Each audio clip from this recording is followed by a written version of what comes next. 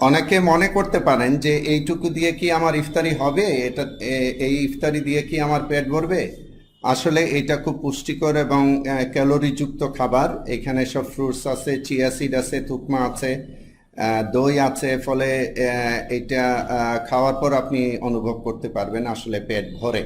এই ভাজা পোড়া খেয়ে যেভাবে আমরা পেট ভরি, এটা দিয়েও পেট ভরে, কিন্তু এটা আপনার স্বাস্থ্যসম্মত ইফতারি হবে। হ্যালো ভিউয়ার্স, আসসালামু আলাইকুম। আপনাদের সবাইকে স্বাগত জানাচ্ছি।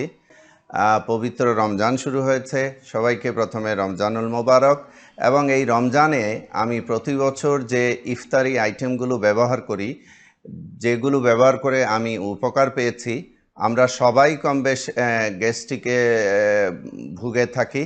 সেই দিক থেকে আমার এই ইফতারি রেসিপিগুলো ব্যবহার করে আমি অনেক উপকৃত হয়েছি বিধায় আমি আপনাদের সাথে কিছু রেসিপি এই রমজানে শেয়ার করব। সেই উদ্দেশ্য নিয়ে আজকের প্রথম ইফতারি রেসিপি আপনাদেরকে দেখাতে চাই। চলুন দেখা যাক কিভাবে এই ইফতারিটি তৈরি করা হয়। প্রথমে দেখে নেই স্বাস্থ্যসম্মত এই ইফতারি তৈরির মূল উপাদানগুলো কি কি।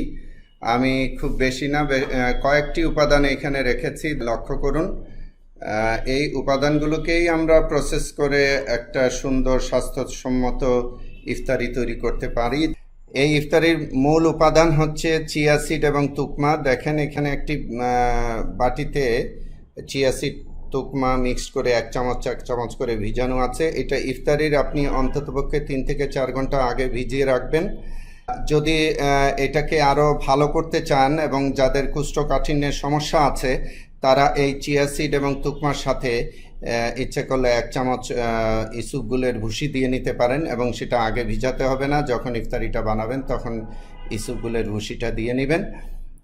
এই ক্ষেত্রে শুধু চিয়া সিডও হতে পারে, শুধু তুকমা দিয়েও আপনি এই ইফতারিটা তৈরি করতে পারেন।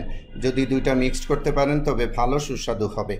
তার সাথে আমরা যে উপাদানগুলো দেখিয়েছিলাম সেই উপাদানগুলো দেখেন কুচি কুচি করে ছোট করে কেটে রাখা আছে।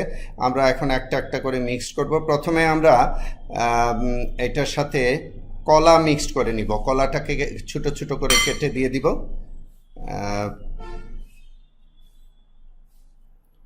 একটি পাকা কলা কুচি কুচি করে দিয়ে দিলেই হবে। ওকে, তারপর আমরা একটা একটা করে যে উপাদানগুলো একটু আগে দেখিয়েছিলাম এগুলা মিক্সড করব। প্রথমে আমরা আঙ্গুর মিক্সড করে নিচ্ছি এই চিয়া সিড এবং তুকমার সাথে। তারপর স্ট্রবেরি দিচ্ছি। এই আইটেমগুলো আপনি আপনার ইচ্ছা মতো আপনার হাতের কাছে যা যা আইটেম আছে দিবেন। এটি হচ্ছে আপেল, আপনি আপনার প্রয়োজন মতো ইচ্ছা মতো আপেল দিয়ে নিতে পারেন। আমরা সবটুকুই দিব আপেল। তার সাথে 2 ধরনের বাদাম আছে, আমরা সেই বাদামটিও দিব। একটি আমন্ড এবং অন্যটি ক্যাশনাট। এটি ক্যাশনাট কুচি কুচি করে কেটে দিয়ে দিচ্ছি।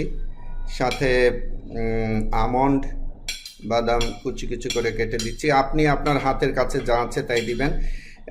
এখানে চীনা বাদামও দিতে পারেন। আর সর্বশেষ এটি আমরা দিচ্ছি খেজুর। খেজুর আমার যেহেতু ডায়াবেটিক্স, আমি এখানে মাত্র 2টি খেজুর কুচি কুচি করে কেটে দিয়েছি। আপনি আপনার পরিমাণ মতো আরও বেশি খেজুর দিতে পারেন। আর এটি হচ্ছে ডালিম, আপনি কিছু ডালিমের দানাও মিশিয়ে নিতে পারেন। আসলে এই উপাদানগুলো আপনার হাতের কাছে যা আছে তাই দিয়ে নিতে পারেন। এর সাথে তরমুজ দিতে পারেন, পাকা পেঁপে দিতে পারেন কুচি কুচি করে। পাকা পেঁপেটাও খুব ভালো এখানে যায়। আর সাথে একটু যদি টক দই মিশিয়ে নিতে পারেন তাহলে খুবই সুস্বাদুও হবে এবং স্বাস্থ্যসম্মত হবে। হজমের জন্য এটা খুব উপকারী হবে যদি টক দই মিশিয়ে নিতে পারেন। আমরা একটু টক দইও মিশিয়ে নিব। দেখুন চিয়া সিড এবং তুকমার সাথে সব ফ্রুটস মিশিয়ে নিয়ে এখন আমরা সর্বশেষ কিছু টক দই দিয়ে দিচ্ছি। এই টক দই মিশিয়ে এরপর আপনি এটা ইফতারে খেয়ে নিতে পারেন। একবার চেষ্টা করে দেখুন, একদিন আশা করি পছন্দ হবে এবং আপনার কাছে সুস্বাদু হবে। সবচেয়ে বড় বিষয় যেটি হবে সেটি হচ্ছে আপনার ইফতারের পর এই ভাজা পোড়া না খেয়ে গ্যাস্ট্রিকের প্রবলেমটাকে আরও না বাড়িয়ে বরং আপনার পেটটাকে সঠিক রাখবেন, ঠান্ডা রাখবেন। এটা আপনার স্বাস্থ্যের জন্য খুব উপকারী হবে। ধন্যবাদ সবাইকে ভিডিওটি দেখার জন্য।